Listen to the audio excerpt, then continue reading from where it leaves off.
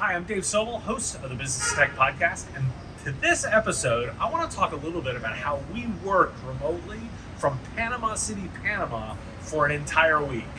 This is a bonus episode of the Business of Tech.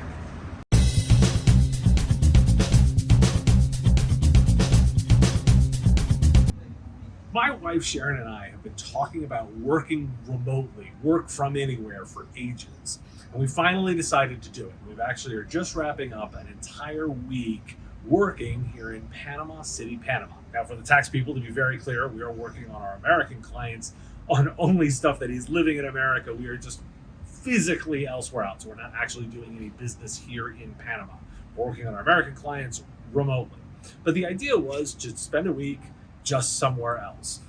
When we thought about this, we had a couple of requirements of where we wanted to go. We live in Washington, D.C., so staying Eastern time was going to be a really important factor for us. So we looked where we could do that. We've been to Panama City before. We really like it. And so we were looking for a place here. Now, the first thing as we started searching Airbnbs was to look for good internet. In fact, I was emailing those hosts or asking messages of those hosts of what their bandwidth was in the location. This particular host gave us a very specific speed test, which made us know that we were in a good place. Being in the same time zone, being somewhere warm because it's January and in DC this week, it has not been, and then having the good internet were our big requirements. We wanted somewhere that was walkable, that we could get some space outside, and as you can see, this has worked out really well for us. So those were our big requirements on where we selected. Once we narrowed down a location, then it became a matter of getting ready and figuring out what we needed to do before we left. So let me talk a little bit about what we did before we left the States. The biggest test that we did before we came and went anywhere was we set up all the gear that I'm going to show you in our house. Each one of us went through our entire thought process of all the kinds of work that we do, all the kinds of tools that we use, and we set up in our dining room to make sure that we had all of those pieces. So as I walk you through all the stuff that we've done here specifically in the apartment, know that it was important that we did a complete trial run in the house to make sure we thought of everything. The idea was to test, but we didn't want to get down here and not have one of the technical pieces. Getting food, getting transport, those things are easy. But Amazon doesn't ship quite as easily when you need a particular set of cables or an adapter. That doesn't work as easily. So that was what we did before we left. So I want to walk you through the first part of what we did from a setup perspective before I show you our workspaces. Every home internet connection has got one of these routers somewhere. It's always in a house. You're going to bet on the fact that you do have this, and I'll show you what we did to plan to expand it if we needed it. But the big thing that we brought was two 100-foot Ethernet cables. That way we weren't relying on Wi-Fi. Everybody thinks that, what matters is the Wi-Fi. More importantly, what matters is the internet speed. And if you wire everything, your reliable nature of the internet is much more extensive, and you'll be able to rely on that connection way better. This is a beautiful apartment. We've really enjoyed staying here, but it's also an older building. It has big, thick walls. So just because the internet connection, I can stand here and do a speed test and get about 140 down, I can't get nearly as good a Wi-Fi connection across the apartment. But if I string cables like I did, I can guarantee we've got a full wired connection. So for me, that's our number one tip when you're thinking about this. Throw cables into your bag that you bring with you. So what we actually did was we ran these two cables across the floor, and we've run them into each of the bedrooms that we've set up as our workspaces. Mine is over on the right. My wife's, Sharon's, is over on the left. Let me walk you through what we did for my setup, and then we'll walk you through what we did for her setup.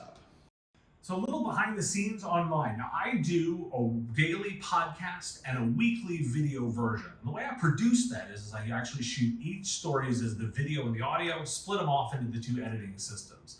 In my home office, I've got a great studio setup, and I've got a particular look and background that is a full-on regular space. I don't use virtual backgrounds.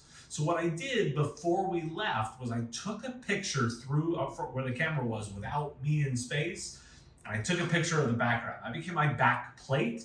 And so when I work, I have this portable green screen. I included a link to the specific one I used. This folds up and goes into a simple bag that I can carry here that we threw into our luggage. That let me set up on the space specifically. I also brought the same microphone that I use at home. This is the Rode Podcaster microphone. I use this one on a boom arm in my studio. I brought it here, a second one, so that I had it. In my new studio, as I'm building it out at home, I use this for certain stand-up shots, but I brought it here to bring it with me. I also brought a mini Stream Deck. Now I use the full-on Stream Deck when I'm at home for controlling everything. I brought the mini so I could throw it into my suitcase and bring it with me to have something as well. My camera rig is a simple version of the same stuff that I have at home.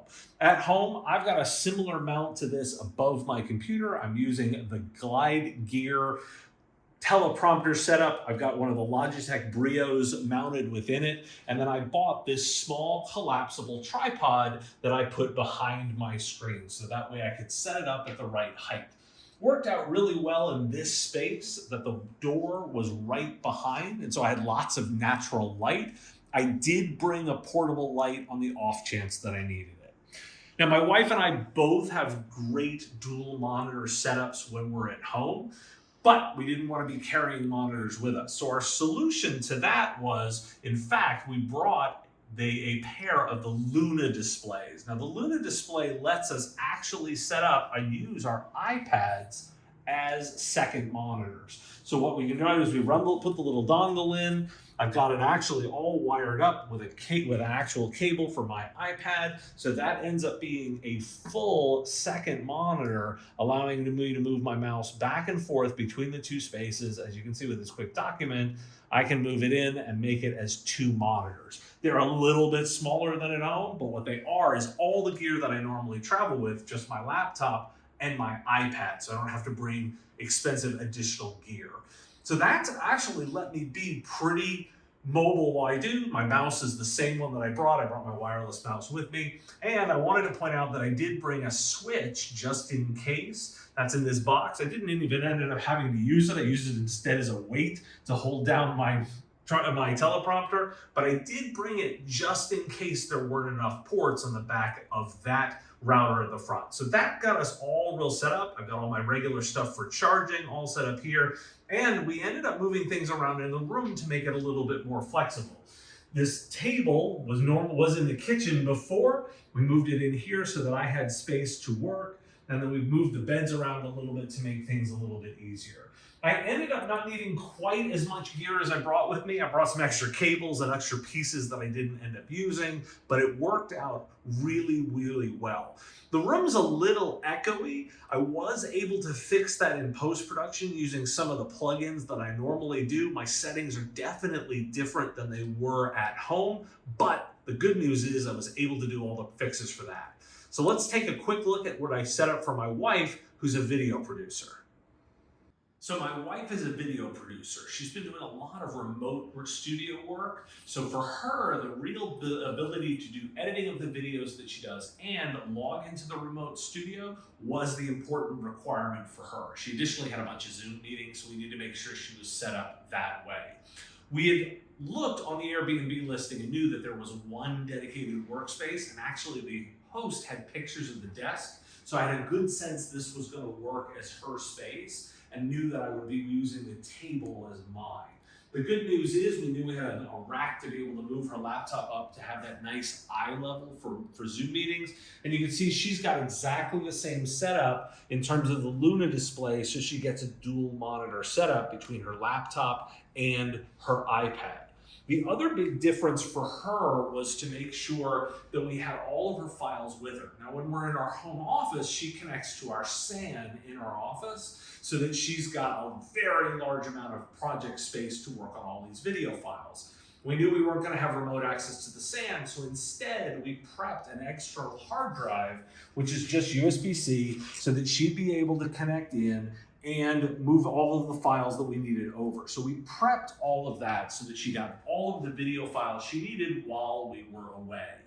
What we've actually learned is that over the course of this is we need to be very diligent about moving that files, particularly based on how long it takes. And my V2 of this setup is going to include some synchronization software to actually move the files on and then be able to synchronize them back a little bit more cleanly. Right now we're just copying and pasting back, but I think we can do a better version for V2.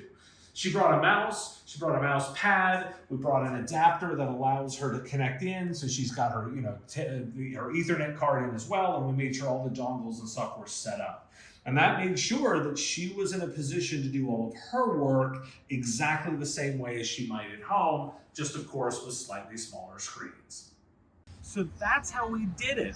We put it together with some planning, we ended up doing it, and it's worked out really well for us. I have to say that everything has worked exactly the way that we did. We didn't tell any clients where we were going to be, and we just did our work remotely. The advantage, of course, is that when we're done at 5, we've been going outside, we've been having dinners on the rooftops, and having a lovely evening before we call it a night and do another work day. I expect we'll be doing this again. If you've got questions, please ask, drop them in the comments below, and I can give you some of the feedback of how we did it. Looking forward to continuing to do this on an ongoing basis. If you like what you've seen, hit those like and subscribe buttons, and I will talk to you again soon.